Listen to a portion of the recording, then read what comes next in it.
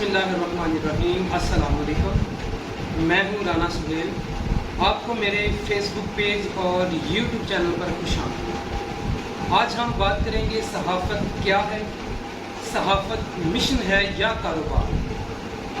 सहाफ़त से वाबस्ता हकीकी वर्कर सहाफ़ी किन मुश्किलात का शिकार है। अपनी बात दूसरों तक पहुँचाना एक ऐसी ख्वाहिश है जो रोज़ अव्वल से ही इंसान के दिल में मौजूद है। ये ख्वाहिश नावल या अफसाने कभी दास्तान का रूप इख्तियार कर लेती है, कभी गज़ल में ढल जाती है। वक्त और हालात इसके तरीका इजहार में तब्दीलियाँ लाते रहते हैं। बात कहने का तरीका बदलता रहता है। सहाफ़त रोज़मर्रा की ज़िंदगी में रूनुमा होने वाले वाक़यात को पेश करने का एक ज़रिया है। सहाफ़त का मकसद लोगों को तफरीह, आगाही और तालीम देना है। आज सहाफ़त को पूरी दुनिया में बहुत अहम मकाम हासिल है। इसे जमहूरियत का चौथा सतून भी समझा जाता है।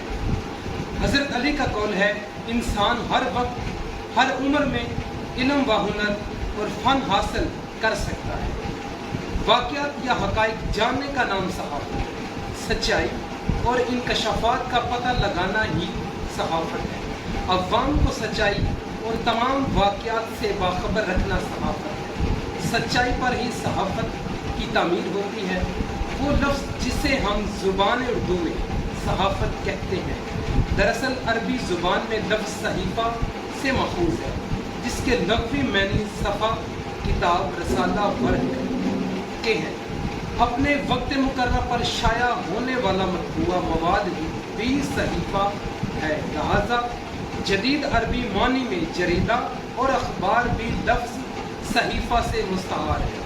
अखबार व रसाइल को तरतीब देने और मुज़य्यन करने में जिन लोगों की शमूलियत होती है उन्हें सहाफ़ी कहते हैं, और इस पेशे को सहाफ़त, अंग्रेज़ी में सहाफ़त को जर्नलिज़म और इस पेशा से वाबस्ता अफराद को जर्नलिस्ट कहा जाता है। सहाफ़त खबर है, इत्तला है, जानकारी है।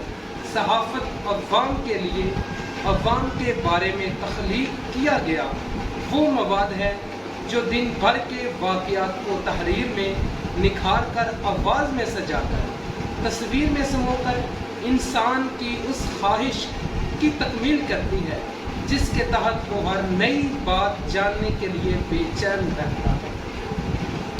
सहाफ़त एक अजीम मिशन है।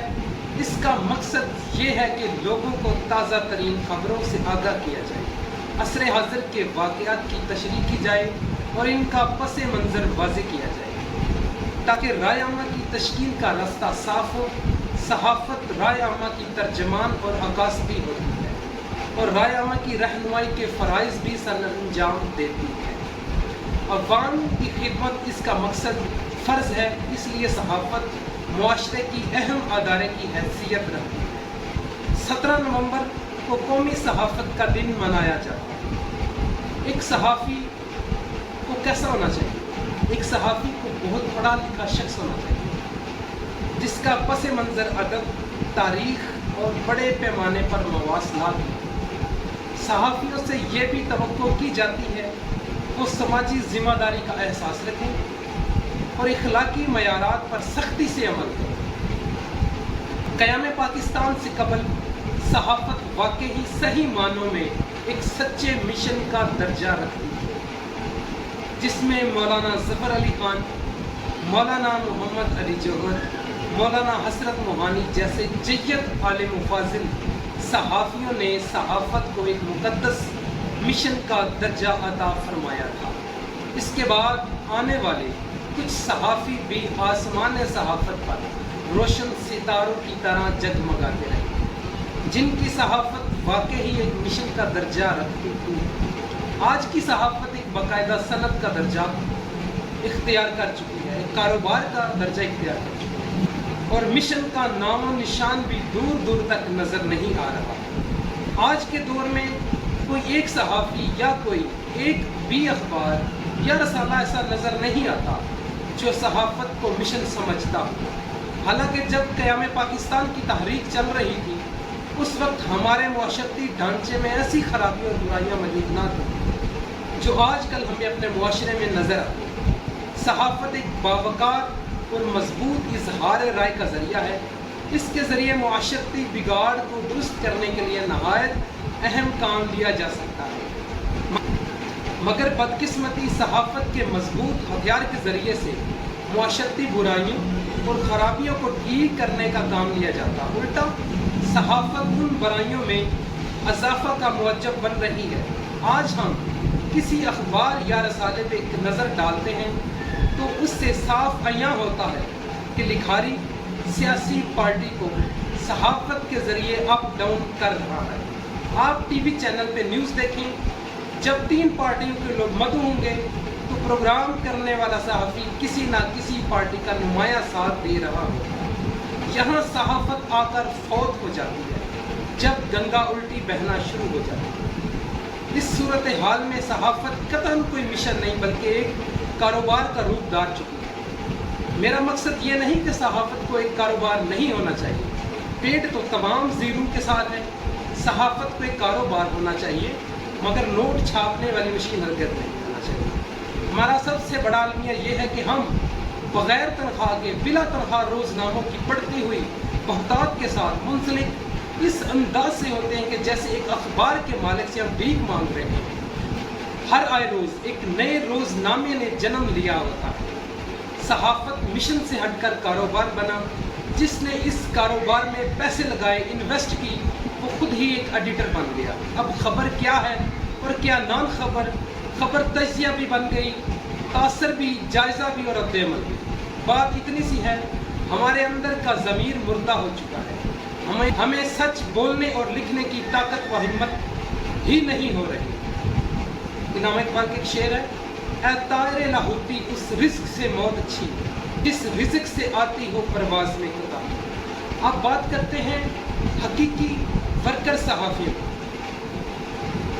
صحافی دنیا کے سامنے قمیض اوپر اٹھا کر اپنا پیٹ نہیں دکھاتا، وہ انتہائی خوش باش انداز میں سب سے ملتا ہے، تو اس کا مطلب یہ ہرگز نہیں کہ اس کے ساتھ پریشانی نہیں، مسائل میں وہ بھی جکڑا ہوتا ہے، تاہم وہ پرست لبوں کے سامنے احتجاج نہیں کر سکتا، وہ ادارے میں شور شرابہ نہیں کر سکتا، اپنے حق کے لیے کسی کے سامنے آواز نہیں اٹھا سکتا، وہ دوسرے کے مسائل کو فوری طور پر حل کرنے کی صلاحیت رکھتا ہے، مگر جہاں اپنے مسائل کی بات آتی ہے تو وہ بے بس اور مجبور ہو جاتا ہے۔ دوستوں اور دیگر محفل میں جانے کے لیے اچھے کپڑے، جوتے اور بال سلیقے سے بنے ہوئے لازمی ہوتے ہیں، ان پر بھی خرچہ ہوتا ہے، مگر وہ مجبوری میں یہ سب کرتا ہے۔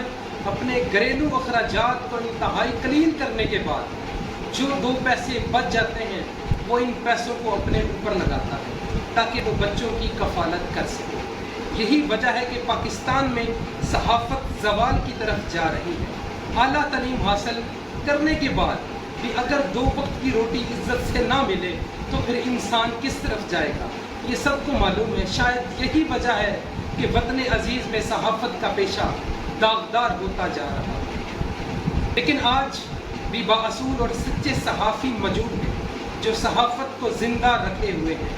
یہ ان کی ایمانداری کا ہی نتیجہ ہے کہ جس کی بدولت آج صحافتی ادارے برقرار ہیں۔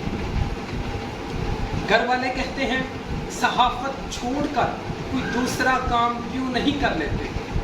اکثر یہ سوال سننے کو ملتا ہے۔